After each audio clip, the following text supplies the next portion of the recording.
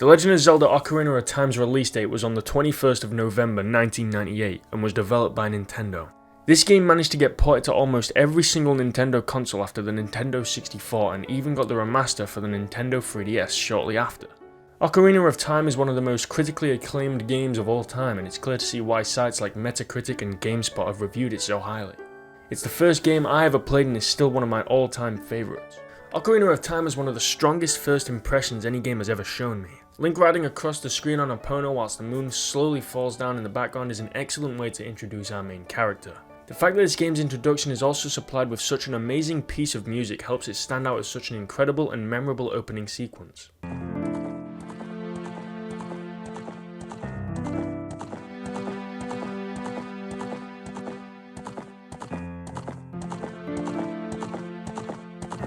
We begin the game inside the Kokiri Forest, an area populated by none other than the Kokiri. The Kokiris are all protected and guarded by the Great Deku Tree. In the game's opening, we find out that the Deku Tree summons Link and wishes for Navi to go and retrieve him. We shortly find out when we first meet the Deku Tree that he has been poisoned from the inside and he must entrust Link to go inside and destroy all the evil. On our way to the Deku Tree, we are prevented access, and in order to get through, we are required to get a hold of the Deku Shield and Kokiri Sword. The Deku Shield needs to be purchased, and the sword is found after hunting and navigating through a tiny maze which is located in a hidden passageway. The Great Deku Tree is the first temple in the game that we encounter. There are 9 temples and 3 mini dungeons, in which all environments present are uniquely designed and fun areas to explore. In both temples and dungeons, a key item is always found during the completion of the area. The Deku Tree gets us the slingshot, Dodongo's cavern unlocks us the bombs, Lord Jabu Jabu's belly the boomerang, and so on and so forth. These items that are unlocked are key for progressing through the game and through the dungeons they are given in. They are mainly the weaknesses for the boss at the end of the temple as well.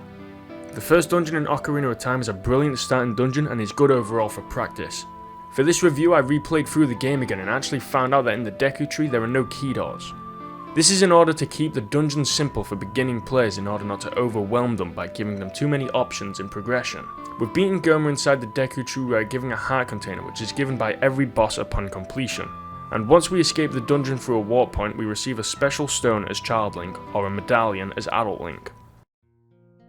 On the way out of the forest, we are stopped by Saria, which the interaction with these two characters here is rather emotional, as this is Link leaving his friends behind and we only see them once more before seeing them again 7 years later.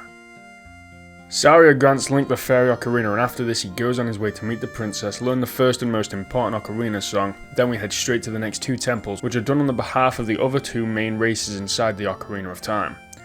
Death Mountain's Dodongo's Cavern is done for the Gorons, and Zora's Fountain's Lord Jabu Jabu is done for the Zoras. Once these 2 temples are completed, we get the other 2 stones and go back to the Hyrule Castle Town. On Hyrule Field, just as we are about to enter Hyrule Castle Town, we are greeted with a cutscene which displays Zelda and Impa being chased away by Ganondorf.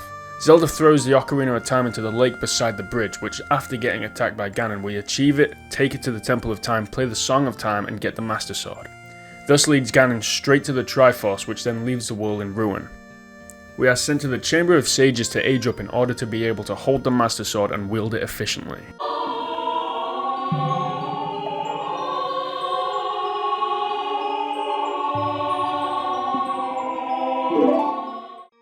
The first thing to do as Adult Link is revisit Kakariko Graveyard and challenge Dampé to a race.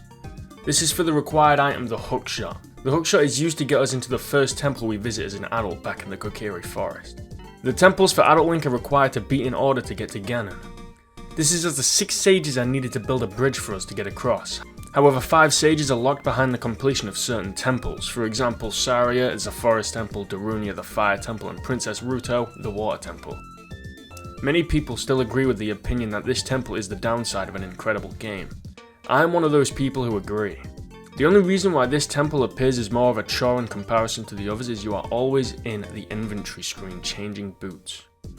Also, in comparison to the other temples and dungeons, the bosses are rather weak entry and is very easy to beat.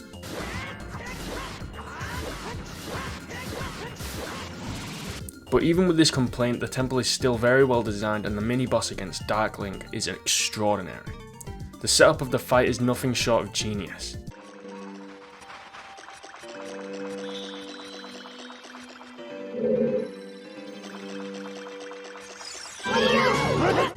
The next temple is the Shadow Temple. This temple is easily the scariest atmosphere and the ambience is very well suited. The puzzles in this dungeon are by far my favourite, and the boat on the way down to the end is a nice touch. The use of the Lens of Truth makes the item feel necessary, as many things are hidden out of plain sight. The boss in this dungeon is also one of the best in the game. After then beating both the Shadow and Spirit temples, we are teleported back to Hyrule Castle and meet with Sheik. Sheik turns out to be none other than Princess Zelda, and Zelda gives us the light arrows. Ganondorf seals her away in a crystal. Having entered Ganon's castle, the main room is protected by barriers. A barrier is broken in each of the 6 challenge rooms, which is a pretty cool idea. Once we have broken the barriers, it takes us straight to Ganon, and what better way to get to our final boss than having a little gauntlet of enemies and a linear stairway with an organ that gets progressively louder in the background.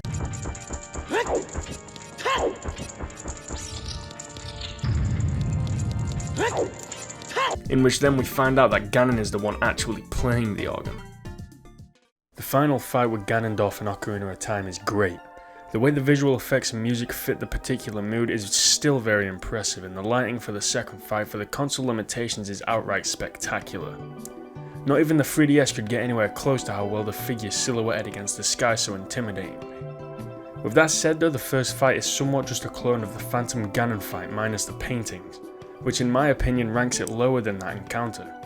Once beating the first form of Ganon, we begin the castle escape sequence, which then in turn leads to the Pig Ganon fight. Looking back at it, Ocarina of Time's graphics were quite good for the time. However, nowadays the graphics don't exactly hold up well, and that's even compared to Resident Evil 2, which came out the same year. The backgrounds in Resident Evil 2 are pre-rendered, making them appear far more satisfying than Ocarina of Time's. The detail in Ocarina of Time is brilliant. After having played so much, Hyrule Field is now quite boring, but playing for the first time you finally left the forest and you're out to explore the world. It's a great feeling, and this is made even better when you're an adult, as with Epona you get to dash around quickly instead of just slowly trudging around on foot. Anywhere you look there is great detail, and the day and night cycle really helps express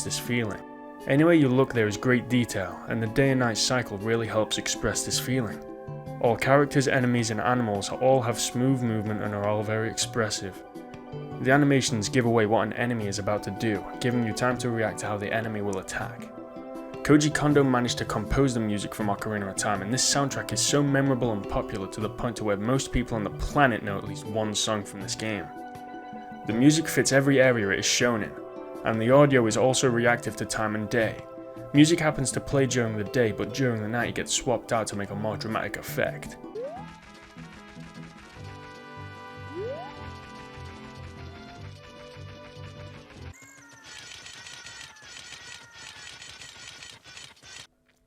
Even the Ocarina songs are so short and sweet, and with them being repeated so often, when it comes to beating the game, you'll probably be out somewhere and then randomly start humming a theme. The Legend of Zelda Ocarina of Time was the first 3D game to introduce a lock-on camera. This is an incredible feat, as almost every game nowadays has some type of camera lock-on. The lock-on here is in form of Z targeting. On the way to the Deku Tree we encounter our first enemy, which gives us our first chance to practice the targeting mechanic. The first enemy we meet is a stationary Deku Baba. Later in the game we are faced with stronger and tougher opponents with different patterns which require Z targeting in order to focus the combat on where the enemy is positioned. Ocarina of Time is very action heavy and always keeps you interested in the story and on what is going to happen next. Even without the main story, there are still things to revisit the game for an example, collectibles. It's a challenge to collect all 100 gold sculptures, and this is one of the only times I had actually gone through with it. The amount of collectibles there are make replayability almost inevitable. A huge part of the collectibles include items gained from side quests or mini-games. All mini-games are quite entertaining in their own way, whether it be target practice or bowling. The best and longest side quest in the game is the hunt for the Bigoron sword. This has you racing all over Hyrule in order to get the strongest sword in the game. However, the worst side quest would happen to be finding all 10 of the Big Poes. That side quest can go fuck itself. In conclusion, my final rating for The Legend of Zelda Ocarina of Time is a 9.8 out of 10.